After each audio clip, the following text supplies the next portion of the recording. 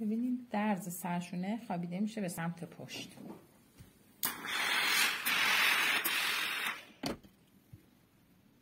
تو سردمون رو میذاریم که قشنگ پرس بشه.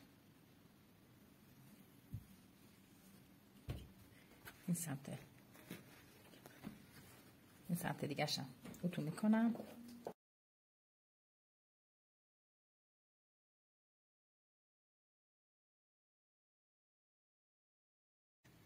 حالا ما اون نوار 2 سانتی که جلو داشتیم و وصل میکنیم.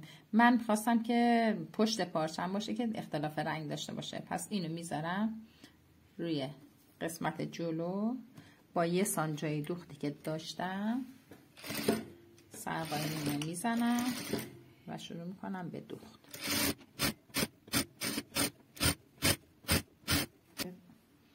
این سمتم دقیقا مثل همون ور انجام میدیم.